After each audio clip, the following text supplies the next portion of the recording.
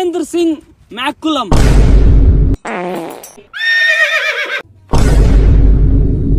Oh shit! Oh shit! Oh shit!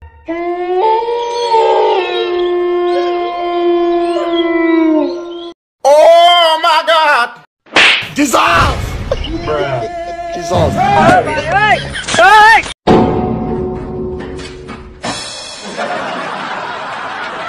একদিন দুপুরবেলা তিনজন সুন্দরী মেয়ে বনভোজন শেষে ফিরছিল।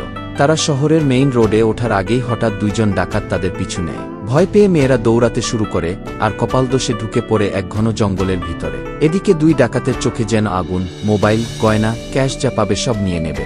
তারা ভয়ে দৌড় দেয় জঙ্গলের ভিতর। ঝোপঝাড় ডিঙিয়ে হিমশীতল ছায়ার ভেতর হারিয়ে যায়। সেই দৌড়ে তারা ঢুকে পড়ে এক গহীন জায়গায়, যেখানে ঠিক তখনই দুই বন্ধু বিপ্লব আর টিটু পায়খানার তারায় বসেছিল গাছের পেছনে ছোপের ফাঁকে। বিপ্লব একেবারে পা ফাঁক করে গম্ভীরভাবে বসে আছে, যেন দার্শনিক কোনো জীবনমন্ত্র ভাবছে। টিটু একটু দূরে, মুখে চাপা রাগ, কারণ আশেপাশে পাতা নেই। মুছবে কি দিয়ে এই শান্তিময় প্রকৃতির ডাকে সাড়া দিতে দিতেই হঠাৎ দূর থেকে শুনতে পায় মেয়েদের চিৎকার, বাঁচাও, কেউ আছে। টিটু বলে, দোস্ত, কেউ কি প্রেমের নাটক করছে? বিপ্লব ফিসফিস করে, না রে, আওয়াজে টেনশন আছে, কোনো সমস্যা মনে হচ্ছে।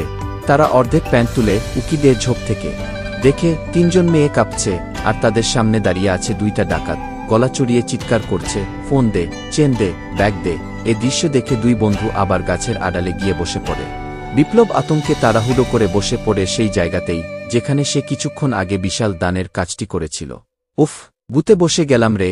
টিটু হাসতে গিয়ে মুখ চেপে ধরে, কিন্তু নিজের হাসিই থেমে যায় যখন গন্ধটা তার দিকে ছুটে আসে।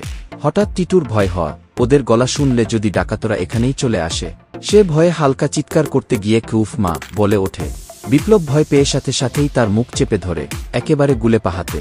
টিটুর মুখে গু লেগে যায়। সে এক ঝটকায় মুখ সরিয়ে নেয়, চোখ লাল হয়ে যায় রাগে। তুই আমার মুখে গু দিলি? বিপ্লব বলে, ভাই, গুছিয়ে ডাকাত বাঁচা ভালো। এই রাগে টিটু আর সহ্য করতে পারে না। মুখে গু, গন্ধে মাথা ঘুরছে। সে এক ঝটকায় ঝোপ থেকে বেরিয়ে আসে আর ডাকাতদের উদ্দেশ্যে চিৎকার করে, এই, এত দাদাগিরি কেন করছো? ওরা মেয়ে, ভয় পাচ্ছে। ডাকাতরা থমকে যায়। মেয়েরা চমকে উঠে, কে এই গুমুখ হিরো? তার মুখে এমন দুর্গন্ধ যে ডাকাতরা হাত দিয়ে নাক চেপে ধরে। এক ডাকাত তো হেঁচকি তোলে, ভাই, একই গন্ধ। মেয়েরা পেছনে সরে যায়। রিনি তো বলে, আমি ডাকাতদের থেকেও এ গন্ধকে বেশি ভয় পাচ্ছি। এক ডাকাত গলা চড়িয়ে বলে, তুই কে রে? মুখে কি লাগিয়ে এসেছিস? টিটু বলে, এটা গরুর গোবর না, শুদ্ধ দেশি মানব উৎপাদিত গু। ডাকাতরা বলে, তো ফোন দে। টিটু ফোন দেয় আর বলে, আরেকজন আছে ঝোপে। বিপ্লব ধীরে ধীরে বের হয়, হাতে গু, জামায় দাগ, মুখে অদ্ভুত এক গর্ব, যেন গুরুপি অ্যাভেঞ্জার। ডাকাতরা বলে, তোমরা দুইজন এক নম্বর বিপদ। তারা রাগে গরম, গন্ধে নরম। শেষমেশ মেয়েদের ফোন, ছেলেদের ফোন, মানিব্যাগ সব নিয়ে হন্তদন্ত করে পালিয়ে যায়।